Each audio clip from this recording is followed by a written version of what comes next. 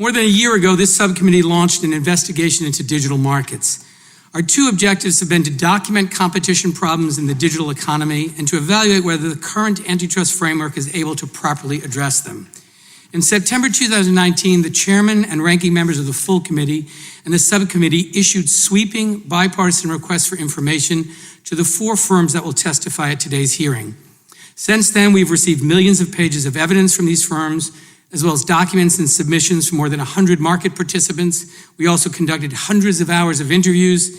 As part of this investigation, we have held 5 hearings to examine the effects of online market power on innovation and entrepreneurship, data privacy, a free and diverse press, and independent businesses in the online marketplace. We've held 17 briefings and roundtables with over 35 experts and stakeholders in support of our work.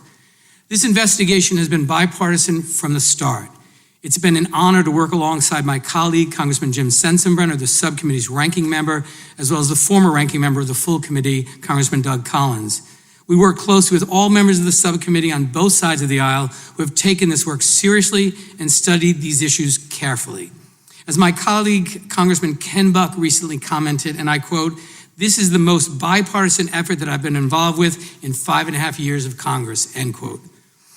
The purpose of today's hearing is to examine the dominance of Amazon, Apple, Facebook, and Google. Amazon runs the largest online marketplace in America, capturing 70% of all online marketplace sales. It operates across a vast array of businesses, from cloud computing and movie production to transportation logistics and small business lending. Amazon's market valuation recently hit $1.5 trillion, more than that of Walmart, Target, Salesforce, IBM, eBay, and Etsy combined. Apple is a dominant provider of smartphones with more than 100 million iPhone users in the United States alone. In addition to hardware, Apple sells services and apps including financial services, media, and games. Facebook is the world's largest provider of social networking services with a business model that sells digital ads. Despite a litany of privacy scandals and record-breaking fines, Facebook continues to enjoy booming profits, $18 billion last year alone. Lastly, Google is the world's largest online search engine, capturing more than 90% of searches online.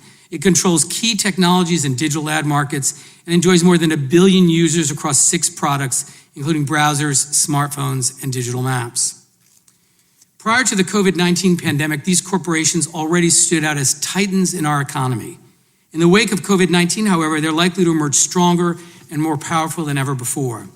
As American families shift more of their work, shopping, and communication online, these giants stand to profit. Locally owned businesses, meanwhile, mom and pop stores on Main Street, face an economic crisis unlike any in recent history.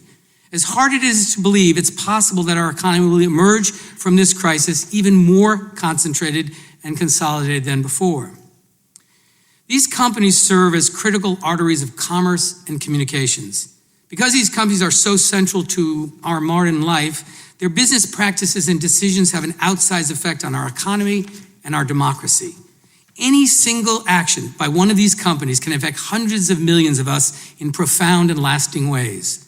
Although these 4 corporations differ in important and meaningful ways, we've observed common patterns and competition problems over the course of this investigation. First, each platform is a bottleneck for a key channel of distribution. Whether they control access to information or to a marketplace, these platforms have the incentive and ability to exploit this power. They can charge exorbitant fees, impose oppressive contracts, and extract valuable data from the people and businesses that rely on them. Second, each platform uses its control over digital infrastructure to surveil other companies, their growth, business activity, and whether they might pose a competitive threat. Each platform has used this data to protect its power by either buying, copying, or cutting off access for any actual or potential rival. Third, these platforms abuse their control over current technologies to extend their power, whether it's through self-preferencing, predatory pricing, or requiring users to buy additional products. The dominant platforms have wielded their power in destructive, harmful ways in order to expand. At today's hearing, we'll examine how each of these companies has used this playbook to achieve and maintain dominance and how their power shapes and affects our daily lives. So why does this matter? Many of the practices used by these companies have harmful economic effects. They discourage entrepreneurship, destroy jobs, hike costs, and degrade quality. Simply put, they have too much power. This power staves off new forms of competition, creativity, and innovation. And while these dominant firms may still produce some new innovative products, their dominance is killing the small businesses, manufacturing, and overall dynamism that are the engines of the American economy. Several of these firms also harvest and abuse people's data to sell ads for everything from new books to dangerous so-called miracle cures. When everyday Americans learn how much of their data is being mined, they can't run away fast enough. But in many cases, there is no escape from the surveillance because there's no alternative. People are stuck with bad options. Open markets are predicated on the idea that if a company harms people, consumers, workers, and business partners will choose another option. We're here today because that choice is no longer possible. In closing, I'm confident that addressing the problems we see in these markets will lead to a stronger, more vibrant economy. Because concentrated economic power also leads to concentrated political power, this investigation also goes to the heart of whether we, as a people, govern ourselves or whether we let ourselves be governed by private monopolies. American democracy has always been at war against monopoly power. Throughout our history, we've recognized that concentrated markets and concentrated political control are incompatible with democratic ideals. When the American people confronted monopolists in the past, be it the railroads or the oil tycoons or AT&T and Microsoft, we took action to ensure no private corporation controls our economy or our democracy. We face similar challenges today. As gatekeepers of the digital economy, these platforms enjoy the power to pick winners and losers, to shake down small businesses, and enrich themselves while choking off competitors. Their ability to dictate terms, call the shots, upend entire sectors, and inspire fear represent the powers of a private government.